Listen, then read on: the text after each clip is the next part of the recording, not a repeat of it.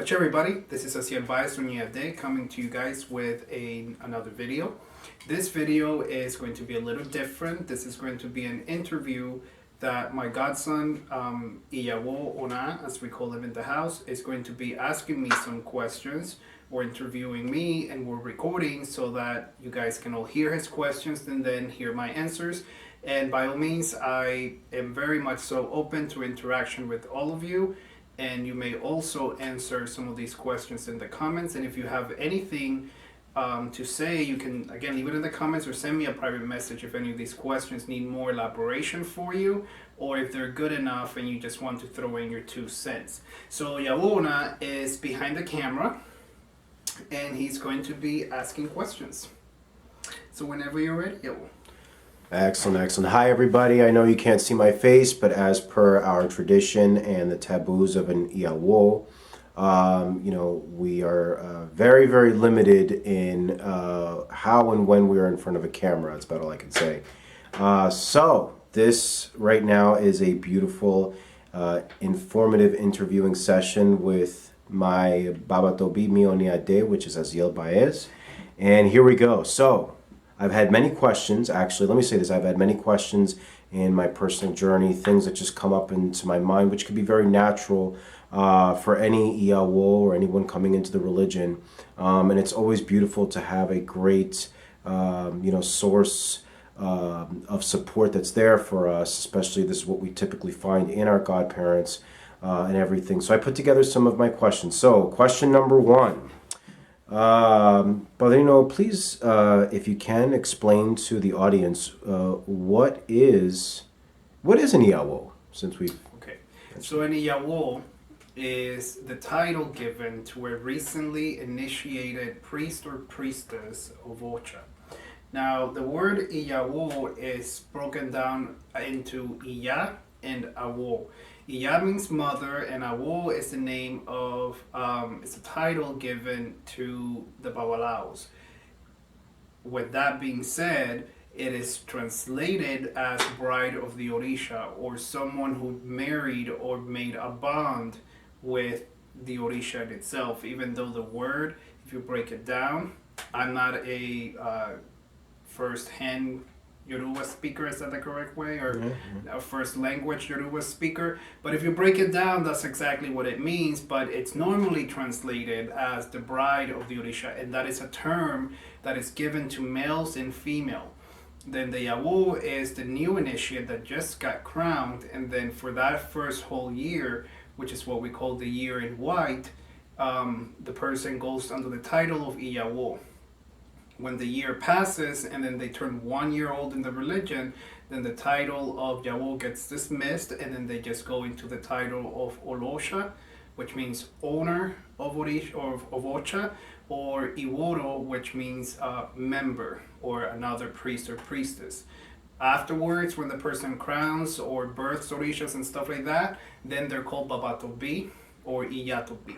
But yawol is the new initiate, is the person that's dressing in white for that entire year. It's just someone who just got crowned, and that is their year of purification. It is the year in which they're going through all of their emotional things, they're learning religious things, they're having their orishas, they're bonding with the orisha, they're doing their thing, and it's your year of purification. It is a year in which the person dresses in white and adheres to certain taboos in order to allow them to take a break from the busyness of life and just focus more on their own spiritual development throughout all that time. Excellent. Thank you, Padrino. And so you mentioned the word Carioca in that explanation. So please, for the audience, what is a Carioca? What does the word mean as well? Everything. So Carioca is broken down into Cari, Ocha. Cari means to sit, and Ocha is the Orisha. It's sitting the Orisha. It is how it's translated, or it is in Spanish people say asientamiento, which is sitting, the sitting of the Orisha. This is an example or a reference to the Orisha being placed upon the head of the person and all the ceremonies that are being done, etc., etc. Carioca means sitting of the Ocha or sitting of the Orisha. It is the ceremony which the person goes through, which makes them an yawol for the entire year, which is what initiates them into the religion. Carioca is your ceremony of full-blown initiation into priesthood. Excellent. Thank you, Padrino, for that explanation. So, in the Carioca, I experienced something called an ita, which I had experienced on my fourth day. Third day. Third day. Third day. Can you please explain to the audience what is an ita, what does it translate to, and what its purpose, what it means to you? Okay, ita is the readings. Ita is en Carioca and or overall in Lukumi, when someone receives an Orisha or is initiated or anything along those lines, whenever an Orisha is fed 4 legs or a 4-legged animal, a goat, a ram, etc., then on the third day we have what we call the Ita day. The Ita is the reading, or it is your advices. It is a conversation that you were having at that point with that Orisha that was just fed. So in the case of someone who just initiated, like you were saying, after a few days, so that person had the river day, had the Carioca day, had the metal day, and then comes the Ita day. The river day is not counted as part of that, so the Carioca day is day number 1, metal day is day number 2, Ita day is day number 3. In Ita, specifically when you go into Carioca, Ita is then had with each and every single Orisha that you received during your Carioca that was also fed 4 legs. So for example, in the case of yawol, he got Ita with all of the Orishas that he received, all the way from a legua of the feet, all the way up to a legua of the head.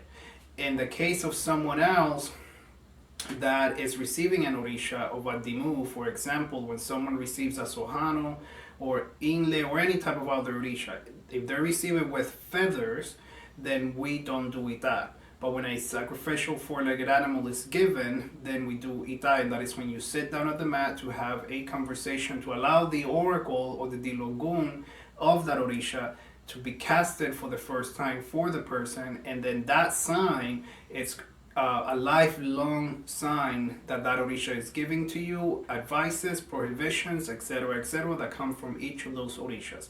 So Ita is your conversation with the Orishas after a ceremony. Excellent. Thank you, Padrino.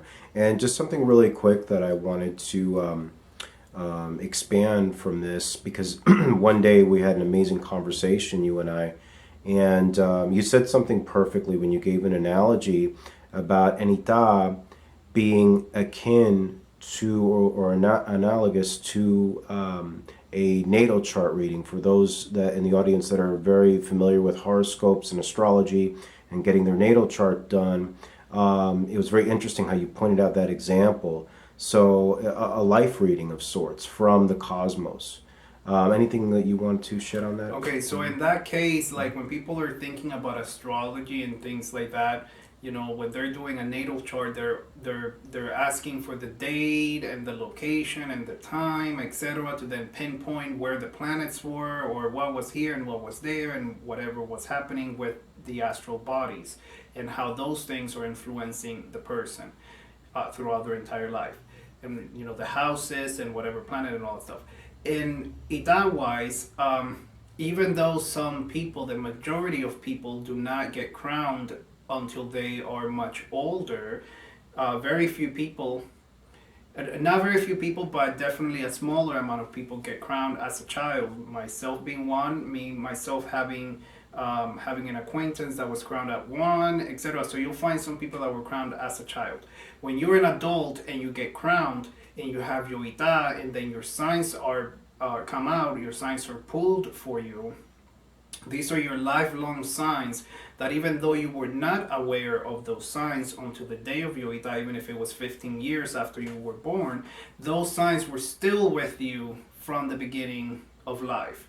So it doesn't matter who you're a child of, what Odum goes in your head, what Odum goes in your feet, etc., etc. Those Odums and those energies are still influencing you from the minute that you're birthed, even though your divination has not been done to figure out what those Odums are. That is also a difference in practice, whereas in traditional, they tend to do things like that when the person is much younger, and then they name the child and they do all these other things that we don't precisely do in Lukumi until the person goes through Carioca. but you always have those signs with you. Excellent. Thank you, Padrino. Thank you. Excellent, Padrino. Thank you for that explanation.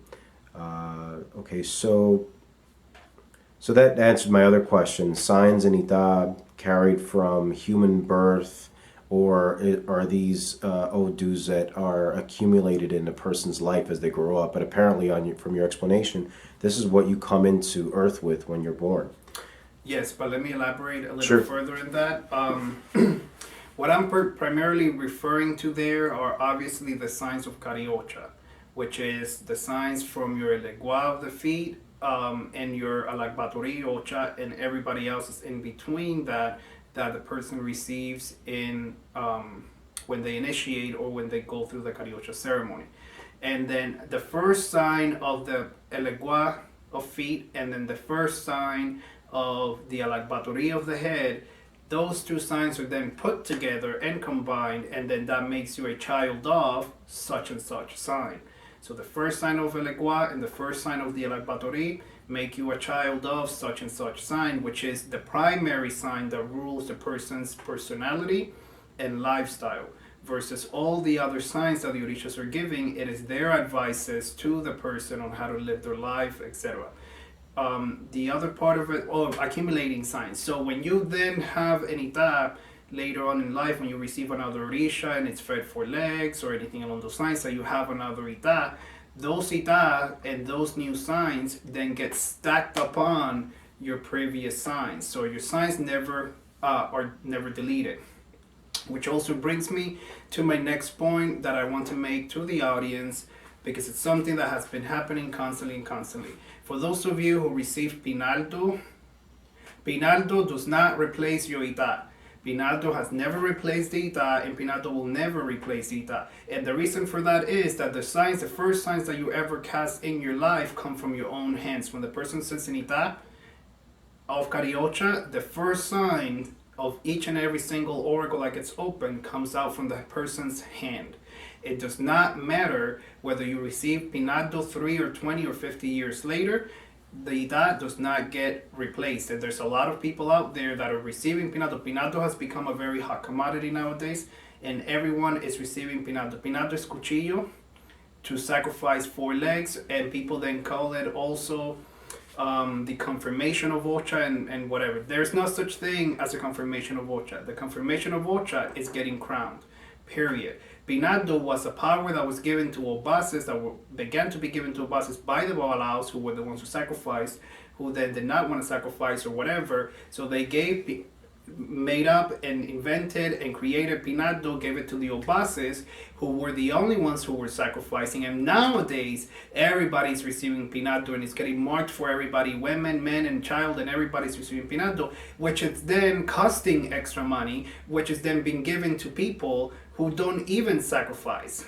They're receiving Pinaldo for no reason whatsoever. And in this modern age, it has become a newer thing and whatever, and everybody wants to get a hype. You can sacrifice 4-legged when you have Caracol Dogun received with 4 legs, period. That is all you need. There's no such thing for Pinaldo. But bringing me back to my topic, the ita, if you do receive Pinaldo, the ita that you receive in Pinaldo with all of your orishas remains as a secondary ita.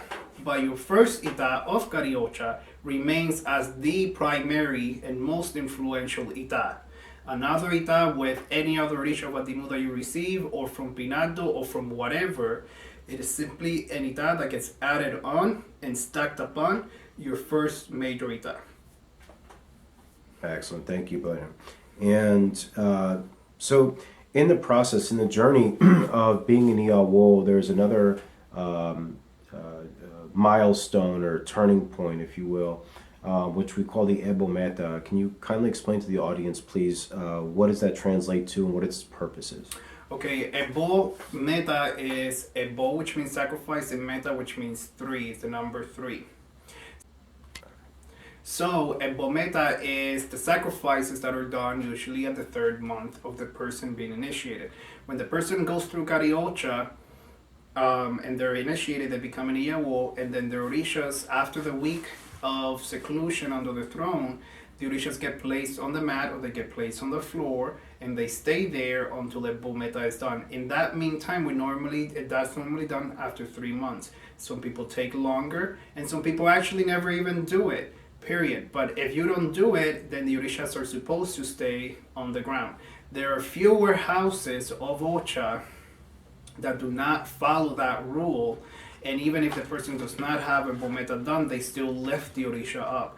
But the majority of the houses follow the rule that the Orisha has to stay on the floor untouched until the Bometa is done.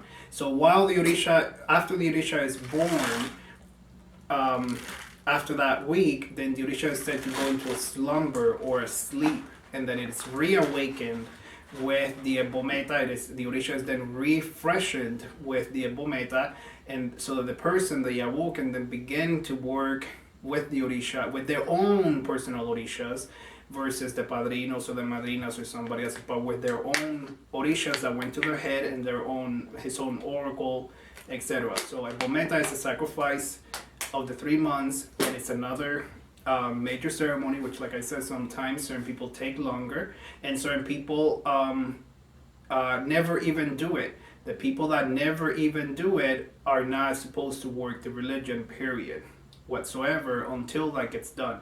For example, I met someone who, after 22 years of being crowned, was then presented to the Añá and to the tambor, and 18 years or so before that, so when they were 18 years old in Ocha already, is when they did their Bometa, and like at 22 is when they got presented to Añá. So it creates a barrier, especially for people who want to work Ocha.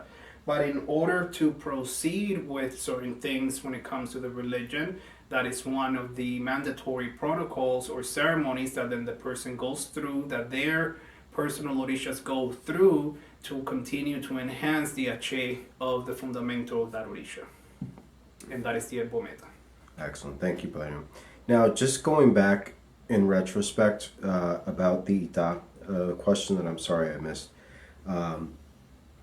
This question actually very interesting.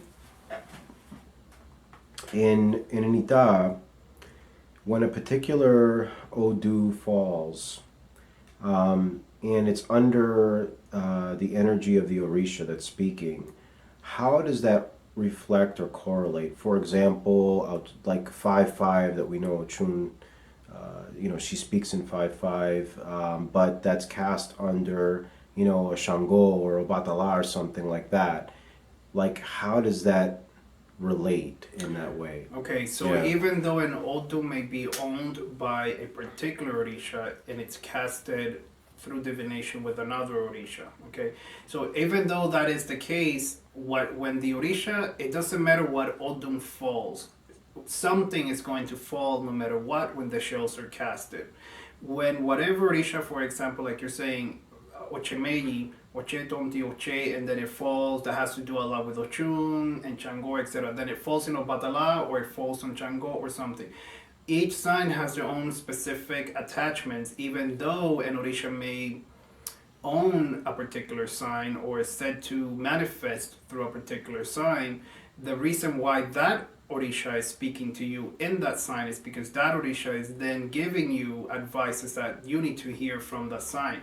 Specifically with the case of this example with Ochemeyi, which is also a very controversial sign, and I will most certainly make a video on it because I would like to get into this topic in another video. Specifically with that particular Odu, in whatever Orisha that Odu falls, that Orisha is specifically letting the person know how much they love that person and how much they admire that person, how much they want to be an influence in the life of that particular person. So the Orisha, any Orisha speaking to you in a particular Odun, the Odun at the end of the day, it does not matter who owns the Odun. What matters is the messages and the sayings and prohibitions and blessings and osobos that Odun comes, and why that Orisha is speaking in that Odun, because they're trying to influence your life through the Ache of the Orisha, manifesting through the Odun upon your life that Orisha is speaking to. So it doesn't matter who I'm talking to, when I'm giving them an advice, it doesn't matter what advice I'm giving them as long as I'm getting my message across based on their question or their need. I could tell them any example or anything like that, but at the end of the day, they're seeking an advice and you're giving an advice. Excellent, excellent. Thank you, Padrino. Thank you for that explanation. Okay, so on to another question, and not to digress away from the topic of the Carioca or the yawol, but just some personal reflections, because in the yaworaje, for sure, and you've mentioned this earlier, it is definitely a time of purification, and with that will come a lot of introspection and reflection, and questions may arise, and contemplation may happen. So one thing that's very interesting is, and this topic is, I think, is just a little bit more culturally universal now, in our time and stuff, and it's about enlightenment and things of that nature. We know that New Age traditions have become very much more popular, and there has been shifts going on, and you've made videos about, or even Orisha expanding and stuff like that. So being that enlightenment, being very popular through all these traditions and yoga, Buddhism, New Age, and all that stuff, can you kindly explain how the Orisha tradition can also become a path of enlightenment for a person who is seeking that, or interested or attracted to those themes? Okay, so what we consider enlightenment, again, yes, it has become very popular, it's a very popular spiritual word, and be woke or be awakened is a very popular new agey phrase that everybody uses nowadays with all of the influences that are happening from all over. So in Orisha, we have something called iwapele. Iwapele means good character, and good character, iwapele, is the Orisha version of enlightenment. It is the expression or the word for enlightenment. Iwapele is good character, which means that your head, your ori, is in alignment with your alakbatori, which is the Orisha that sits upon it, which is in alignment with the universe and everything else, and then it manifests through your actions, through your speech, through the way you act, through the way you treat other people, etc., etc. So good character means that you're an honorable person. It means that you're living a good life, that you're treating others with respect, that you're a good religious person to the best of your abilities, that you follow your ita to the best of your abilities, that you do everything. And that is something that we acquire throughout life. In a little bit of a contrast with the enlightenment, some people will reach enlightenment when they're very young and very whatever. Anybody can reach enlightenment at whatever age. But enlightenment is also considered something that you gain through the wisdom of living. And that is also what you gain of good character as you get older. And when you notice older people or the elders, they tend to be, for the most part, by that point, when people are much older, then they have learned all of these lessons throughout life based on everything that has happened to them, etc., that they have made a very clear conscious awareness of what is right and what is considered to be wrong. You also have to realize that what we consider right in our culture is wrong in another culture, and or vice versa. And so that also plays into what people consider to be enlightened behavior and unenlightened behavior, because there's cultural differences between one and the other, and societies, one society and another society. Again, in Lukumi, it's called iwapele, and someone who has iwapele is someone who has good character. It's someone who's approachable. It's someone who has reached a good level of understanding of the religion, a good level of understanding of themselves, of the Orisha that they have crowned, of what they're supposed to do in life, what they're doing in life, etc., etc. It's someone who's following their true calling. Someone who has good character has a clear consciousness. Someone who sleeps well at night, who lives a good life, is someone who's developing their good character, their iwapele, or reaching their enlightenment. Okay. Thank you very much, Padrino, for that explanation. Thank you. So, iwapele is our version of enlightenment. Thank you.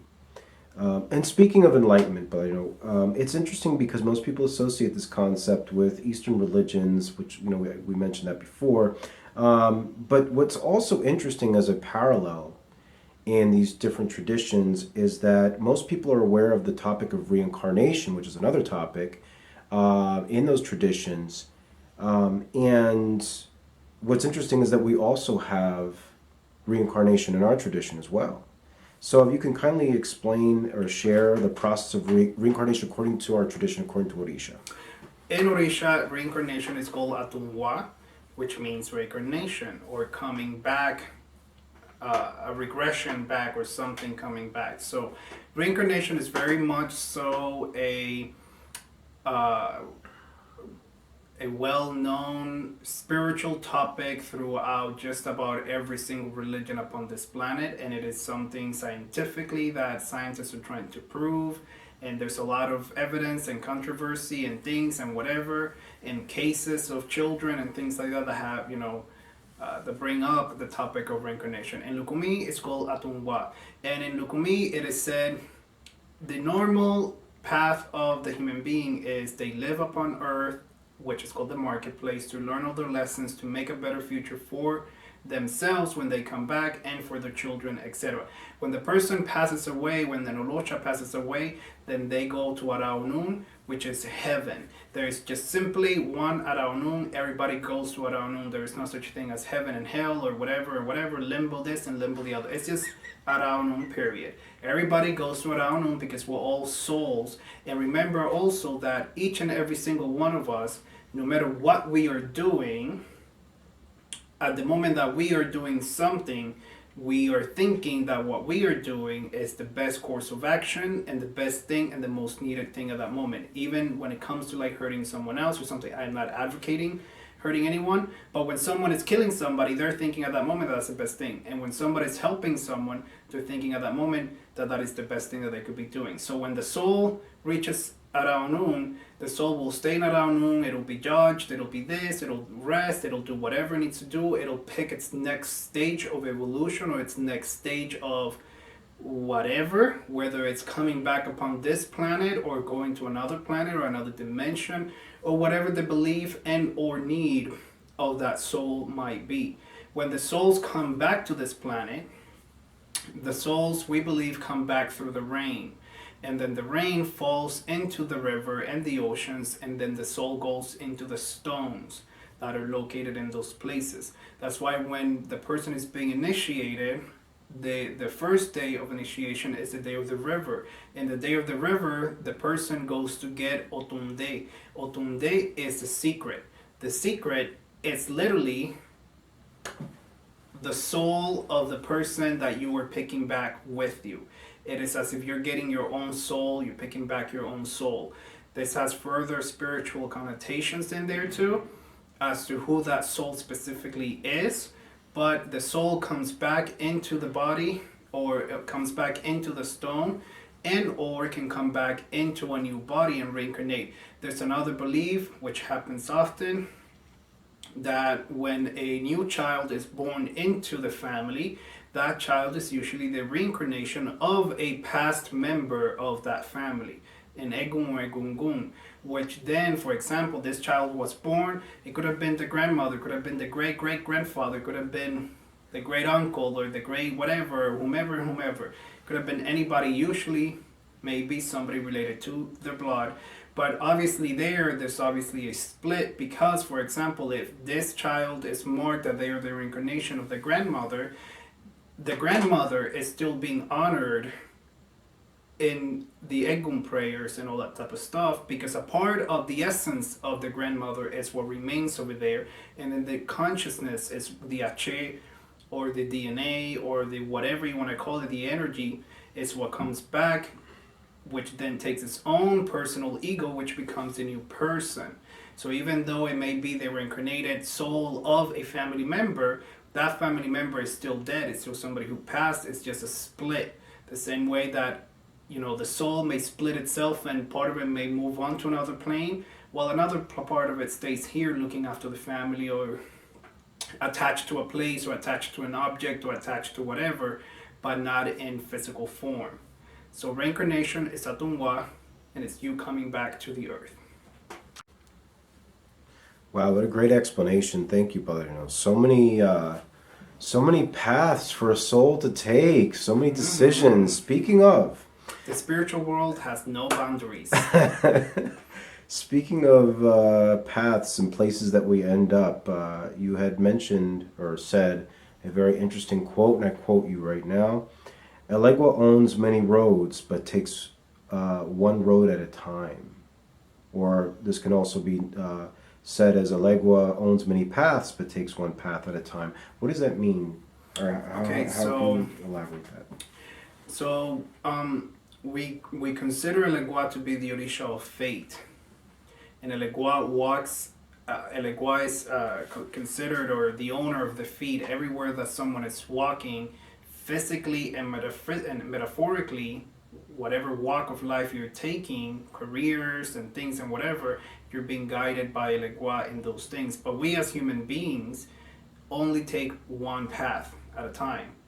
You cannot be in two places at one time, even though Elegua can be in two places at a time, or 3 or a million, because he's everywhere at all points, because he's omniscient and omnipotent. He still is, what we're referring to there is obviously the personal expression of each individual human being. So I can only be sitting here doing this video right now, not doing this and eating dinner at the same time. Each of us make our own choices with our life, and then we try and live to the best of our abilities. Whatever path you're taking, that is the path in which Elegua is leading you for whatever lessons that you need to go through there. That's when we associate the ires and the osobos, or the blessings and the misfortunes in people's lives. But at the end of the day, everything is a blessing. Everything that happens to us is because we picked it, or we walked towards it, or we decided for it, or somehow it is being influencing us for something else. So Elegua taking one path is, if Elegua is walking in front of you, spiritually speaking, Elegua is walking in front of every single human being, but each of us as a single consciousness being can only do one thing at a time. We can only read, we focus on reading one book, we focus on cooking dinner, we focus on going to work, we focus on, what I mean by that, I'm not talking about multitasking and like talking on the phone while you're cooking. I'm just talking about your normal life things. We can only be at one place at one time, and we can only do one thing at a time. If you're doing something, you're sacrificing something else. If you're studying for an exam, you're sacrificing going out to the club. If you're traveling to China, then you're sacrificing being in Australia.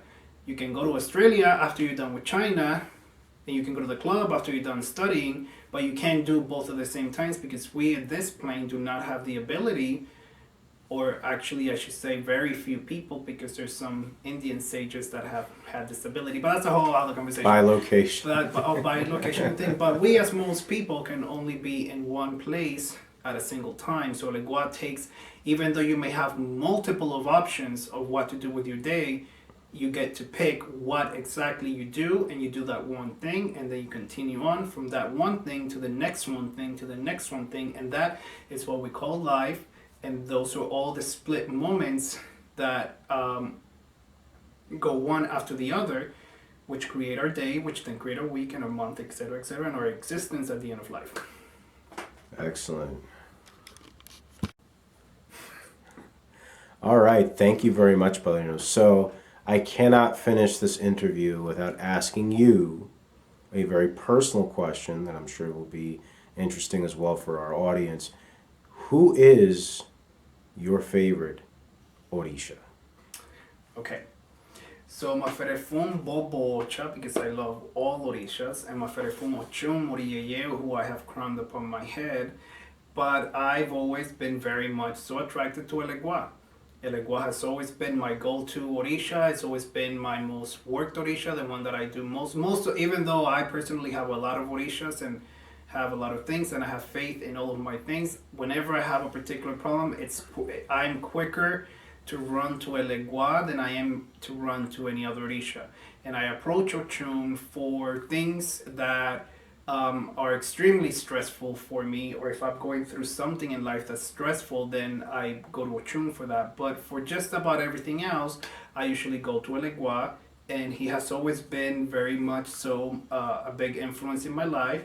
And when I was a little kid, and I lived in Cuba, I would always tell people that I wanted to get crowned Elegua, and I wanted to get crowned Elegua, and this and that and the other, which he ended up not even coming out as my father, but still a very big influencer upon my life.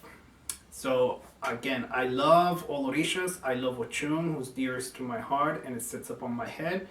But if I have to pick one, I always usually pick Elegua, because through Elegua, you get to everybody else at the end of the day. And without Elegua, you cannot get to any other Orisha. Wow, the mediator. The mediator, the one who opens the roads and allows communication to happen. Excellent. Between excellent. Ocha and Ocha. Excellent, excellent. You know what? I am actually curious for one more question. Now that you just said that, can you please explain to the audience real quick what that means, being the role of the communicator and the mediator, but now how that is being understood and perceived in relationship to the human body and where that happens? Okay, so Elegua is associated specifically with the feet, and then he's associated with the back of the neck, which is what we call Echunipakwo. When we're referring to Echunipakwo over here, we're referring pretty much to like the good and the bad angel upon your shoulder, that, you know, the consciousness or whatever that like tells you yes or no, or like you should do this and you should do that, or and whatnot, you know. So the Echunipakwo Elegua is just simply the one who guides. Again, Elegua represents fate, and whatever your choices are is, at the end of the day, is your own personal fate. So Elegua doesn't really influence too much someone versus allowing someone to take their own personal decisions. In the case of obviously Echunipakwo, when people get, it's like your intuition, when you get some sort of feeling or some sort of something, or, you know, a vision, an epiphany, a premonition, etc. That is all Elegua speaking to you, communicating to you spiritually, and sometimes through physical signs, or, you know, things that you see in nature and omens and things like that, or through the mouth of somebody else who is then giving you advice, or through an animal, because Elegua can communicate through many and all means possible of communication, not just spiritually or telepathically, but through all forms of available forms of communication. So in that case, it's up to us as human beings and spiritual people and priests and priestesses to relate and be able to understand and pick up on those messages, even though we miss many of them and we interpret many of them. For example, I always make it a point with yawol, specifically, who has a really good ache for omens, and he can see one thing and another thing and another thing and another thing and just correlate them all very quickly, and like come up with this whole story, because he can see farther into the omens than other people can, which at some points drives him crazy, and at other points makes perfect sense. So some, you know, but at the end of the day, everything in life, when you walk out, there's omens all the time. The universe is constantly talking to you, and like is constantly communicating to you. Sometimes we listen and we hear, and sometimes we don't listen and we don't even see the message, but doesn't mean that the message is not being sent. Okay, awesome. Yes, very Elegua. You know, it's like you're, going through that experience. I'm at peace, and then when I'm going through that experience, sometimes I'm like, oh my God.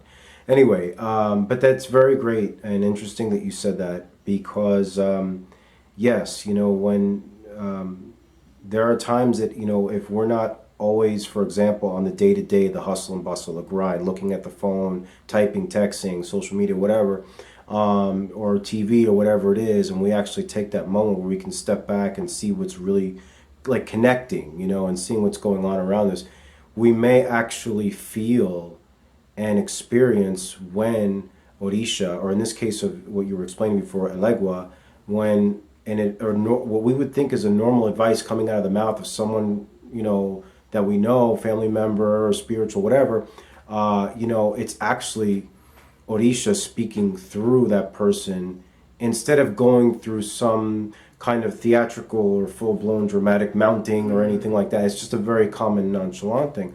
And like you said as well, if we notice that, if it's an everyday situation, your dog comes up to you, wants you to pet it, but then something happens, and if you start to pay attention, it's like you know at some point when it's Orisha that's manifesting and talking to us. So that's very interesting. Thank you. Specifically in the case of Elegua, since you brought that example up, specifically in the case of Elegua or just Eshu overall, dogs are very much so considered as messengers.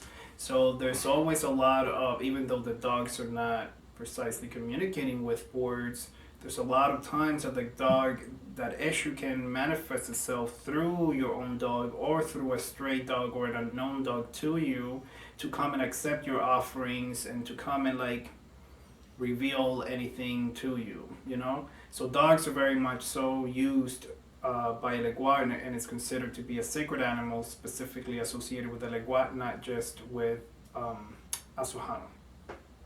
Awesome. Well, thank you, Padrino. Thank you for this this experience, for this interview, and for this session. Blessings. Thank you. And any last words? All right, so thank you, Yawol, also for this wonderful time.